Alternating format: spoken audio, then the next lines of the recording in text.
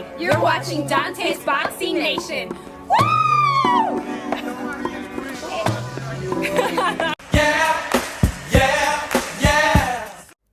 Okay, so this is a video that I started to do right after the Gervonta Tank Davis versus Lamont Roach fight.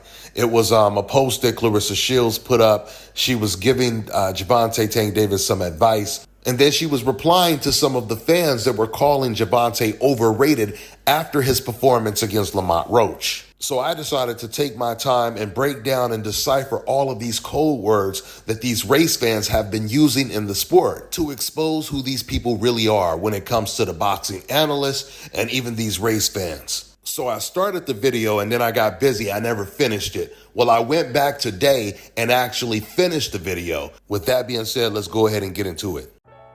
Dante's Boxing Nation, what's going on, guys? So everybody is still talking about the controversial majority draw when it comes to Gervonta Tank Davis versus Lamont Roach. The GOAT, Clarissa Shields, she actually gave Gervonta Tank Davis some great advice. It looks like she was giving him this advice while she was watching the fight live. I believe this is her first post. She said, "I can't believe Tank looked at the ref and got hit. Rule number 1, never take your eye off your opponent. But boy, is he pissed in the 5th round. He about to come out aggressive." Now, that wasn't the first time Gervonta took his eyes off his opponent and looked at the ref. This is just the first time he got caught clean doing it. He did it when he was fighting against Ryan Garcia. But the main thing I want to talk about is the second post that Clarissa Shields put up. She was reacting to what the fans on the internet were saying. And she said, "Now y'all saying Tank is overrated. We're not going to do that. I believe he had an off night versus a great fighter in Roach. And arguing with the corner and grease in his hair didn't help. Draw or not, Tank's still a bad man. Be smooth though." Now, this was a good post by Clarissa. I agree with 90% of what she said. But for starters, I want to say this. Gervonta didn't have an off night. He actually had a good night. The only problem is his opponent had a good night as well. So instead of people saying that Gervonta had an off night or a bad night, it's time to start acknowledging that Lamont Roach is just a good fighter. And that's how fights look when you're in there with a good fighter. It becomes a very competitive fight. Like Clarissa Shields said, Roach, he proved that he's a great fighter. And a lot of people believe he had a better night than Gervonta. If anything, the referee and the commission had an off night. You guys have to remember, Gervonta had already told us going into this fight that Lamont was a tough challenge. Not only did he say he was a tough challenge, but he said that he's more skilled than Frank Martin and Ryan Garcia. And that was proven this past Saturday. By way of contrast, once Gervonta took away Ryan Garcia's left hook, Gervonta had him completely confused the rest of the night until he knocked him out. And Frank Martin, he couldn't deal with Gervonta's pressure. But Lamont Roach, on the other hand, he was the fighter coming forward. He was the one applying the pressure, and he could deal with Gervonta's left hand. In fact, there were many rounds where he completely took away Gervonta's left hand. And when Gervonta threw the left hand, Lamont would counter it with his right hand, something we've never seen before, which is one of the things that makes the sport of boxing such a great sport, because we always get to see things that we've never seen before. Now, Clarissa, she also said, now y'all want to call Gervonta Tank Davis, quote unquote, overrated. Now, that is just a code word that race fans use, and I'm going to completely break that down with other code words that they use. Overrated means you're rated way higher than you're really supposed to be. That's what the real definition is. Now, I'm going to give you guys a made-up example, and then I'm going to give you a real example. Let's take Keyshawn Davis, for example. Let's say the majority of media members, they decided to put Keyshawn Davis in the top 3 of the pound-for-pound list because of his impressive knockout wins over Lemos and Barichek. That would be overrating him, which would make him an overrated fighter. And I'm sure everyone would agree with that. But see, that example that I just gave you guys right now is exactly what old media has been doing since the inception. They often rate the fighters that they personally like way too high. Now, let me give you guys some real examples. Let's start with Nonito Donaire. Now, remember the Keyshawn Davis example I just gave you guys. So when it comes to Nonito Donaire, the very first time he really stepped up in competition, which was against Fernando Montiel, he knocked him out. And right after he knocked him out, Jim Lampley, who was calling a fight, he said immediately, this knockout win puts him on the pound-for-pound list as number 2, right behind Manny Pacquiao. This was at the time when Floyd Mayweather was on his hiatus. So Donaire knocks out Montiel, and Montiel wasn't even that good. But he's catapulted to the pound-for-pound list. And not only is he on the pound-for-pound list, but once again, they put him at number 2. And really, they were just following Jim Lampley's narrative. Nonito Donaire, he was the perfect definition of an overrated fighter. Don't get me wrong, he was a good fighter, but to put him at number 2 on the list is rating him way too high. Old Media did the same thing with Chocolatito Gonzalez. They had him pound for pound number 1, the best fighter in the world, when nobody had even heard of him. And he didn't come close to having the type of resume that you would need to be number 1, the best fighter in the world. So there is no way Gonzalez, he deserved to be rated that high at number 1. Gennady Golovkin is another one. Way before he even fought Canelo Alvarez, they were calling him pound for pound number 1, the best fighter in the world. Not only were they calling him pound for pound the best fighter in the world, but ESPN came out calling him pound for pound one of the greatest fighters in the last 25 years. Now, Golovkin was a damn good fighter, but the truth is he was probably top 3, one of the most overrated fighters in the last 25 years. So all those fighters I just mentioned right now, once again, were good fighters, but they were way overrated. Now, just by those examples I gave you right now, if Gervonta Tank Davis or Keyshawn Davis had the complexion for the protection, Old Media would have already had Keyshawn and Gervonta Tank Davis in the top 3 or at least the top 5. And they would already be calling Gervonta Tank Davis one of the greatest fighters or one of the greatest lightweights of all time. Just think about this. Gervonta has faced much better competition than Gennady Golovkin. The majority of his opponents were undefeated, from Ryan Garcia to Hector Garcia to Frank Martin. A lot of Gennady Golovkin's opponents had previously been knocked out, had previous losses. The only big name he has on his resume is against Canelo Alvarez, and it was 2 fights that ended in controversy, and he lost the 3rd one. I mean, you could say that he won the first fight with Canelo Alvarez, but he allowed the fight to be so close that it could be taken away from him. So my point is, when you look at the dichotomy, it makes no sense that Gennady Golovkin can be considered number 1 pound for pound the best fighter in the world. And right now, currently, Gervonta Tank Davis is not even in the top 10. We know what time it is. This is why you could never call Gervonta Tank Davis overrated, because he has never been rated too high. Let me go even deeper. You see, when I tell you guys this is a code word that they use for black fighters, if you notice, the majority of fans that are calling Gervonta Tank Davis overrated are non-black fans. And if you have seen a history of their comments on the internet, I can guarantee you 98% of them have never called a non-black fighter overrated on the internet. And just to prove what I'm saying to you guys, ask yourself right now, the people that you know personally that are boxing fans or call themselves boxing fans that have called Gervonta Tank Davis overrated, I can guarantee you if you think about it, you'll realize they've never told you that some non-black fighter was overrated. And I'm not talking about after I make this video and the race fans listen to it, because of course you're going to now have some race fans in the comment section trying to say, oh, well, I'm saying right now that Gervonta and Canelo Alvarez are overrated. Nah, it don't count after I've already exposed you. So once again, these are one of the many code words that they use, and they only use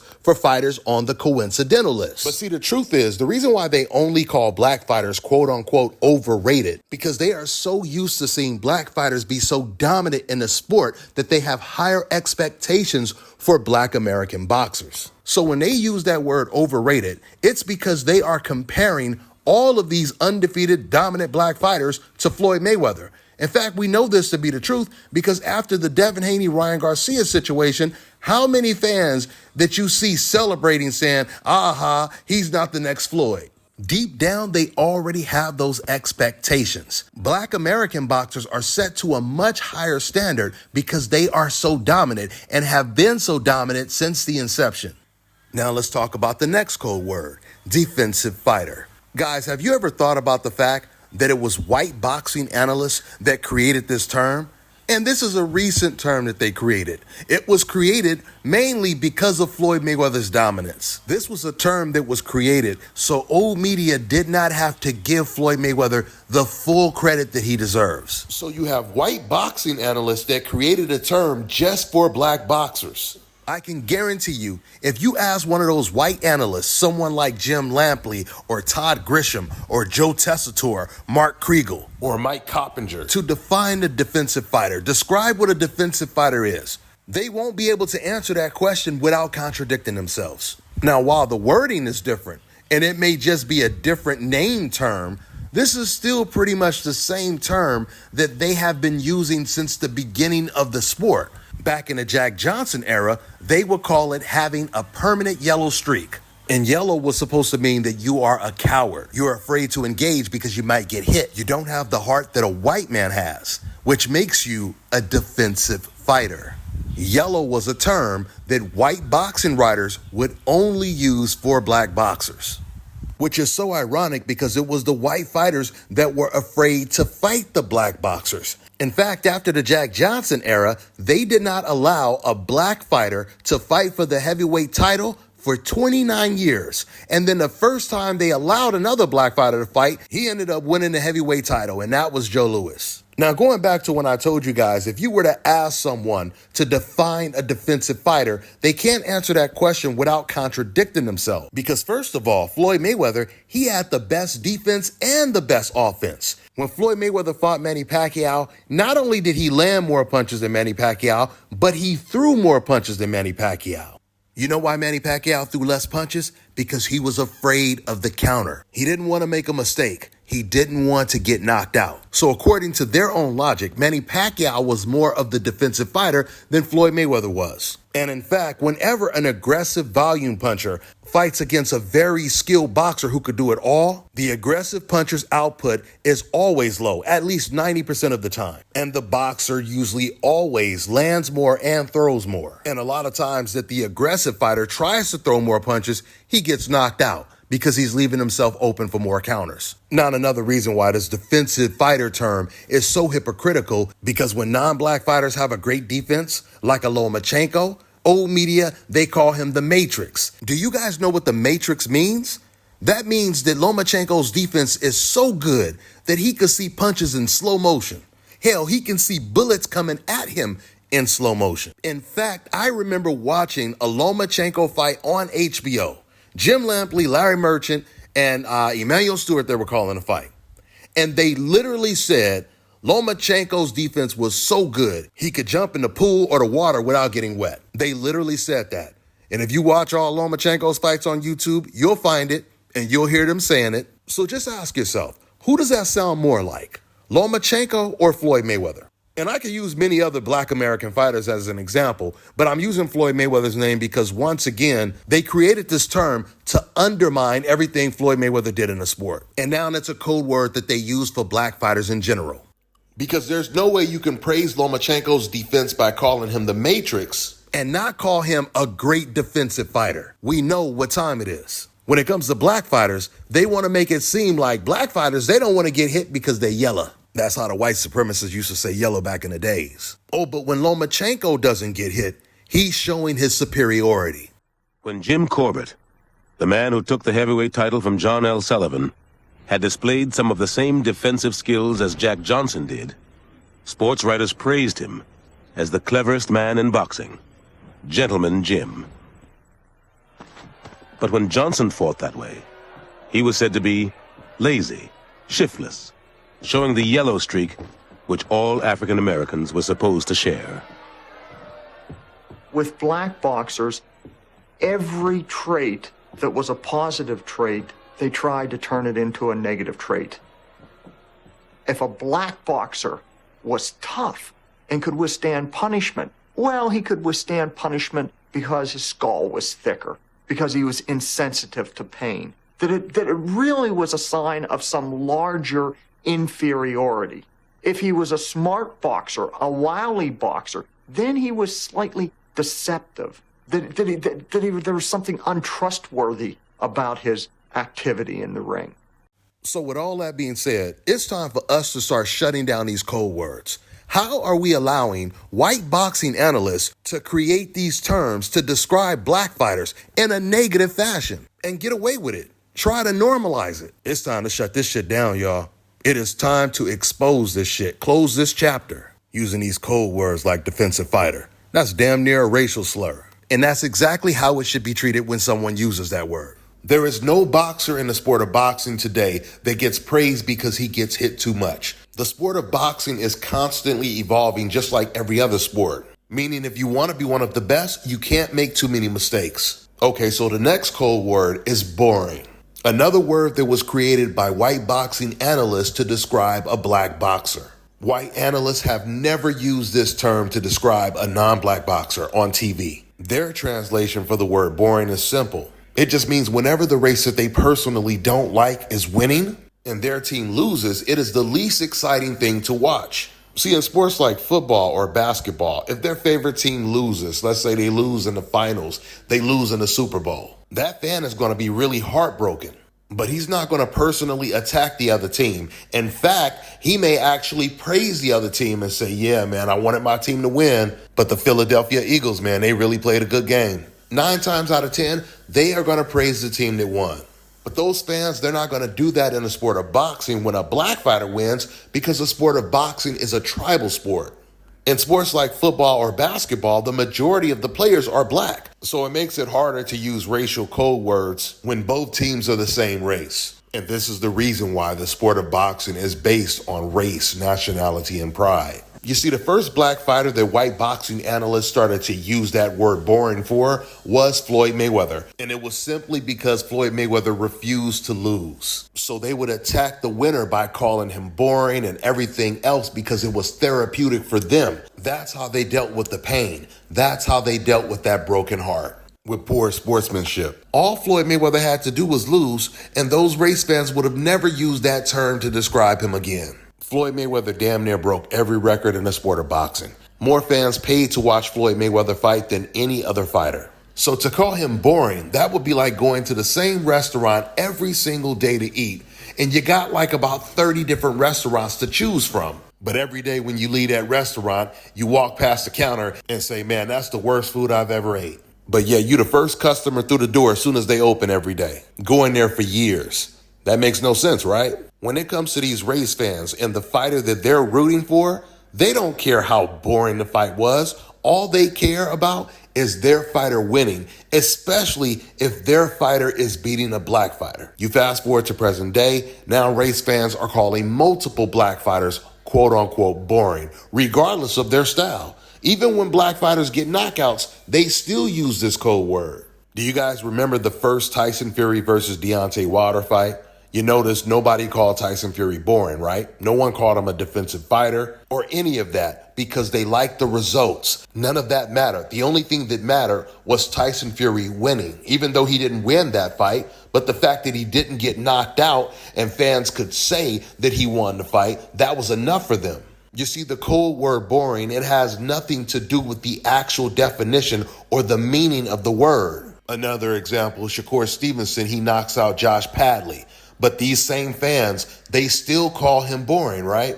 Yeah, Shakur was aggressive. Yeah, he got the knockout, but he was supposed to get the knockout earlier. Now, if the roles would have been reversed and Josh Padley, he would have clipped Shakur Stevenson and beat him, no one would have said the fight was boring. Even if it would have literally been the most boring fight ever. Because the truth is, it's never been about the level of excitement. It's always been about the results. So I wrap up this video by saying this. If you have any personal friends or people that you call friends, or you see anyone else on TV using these code words, you know exactly what they are and what they are about. With that being said, I'm gonna wrap this video up. That's all I got for now, guys. I'm on to the next one.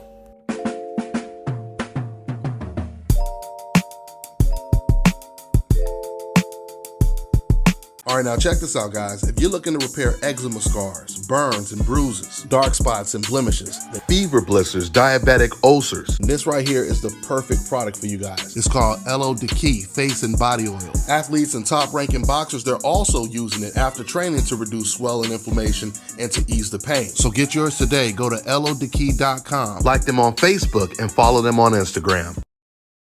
Let me tell you guys about Issa Israel Law Firm. It is a full-service legal practice based in Denver, Colorado, an emerging hub for combat sports and high-altitude training. If you're a fighter inside or outside of the ring and you need a law firm you can trust to fight for you, visit thefighterfirm.com or email help@iilawfirm.com. Legal representation is usually limited to plaintiffs or defendants in Colorado, but iFirm can help anyone in the world with trademarking their business name, logos, and U.S. immigration issues. This brother has been my attorney for a while and helped guide me through all kinds of business and civil issues, so make sure you guys go to thefighterfirm.com.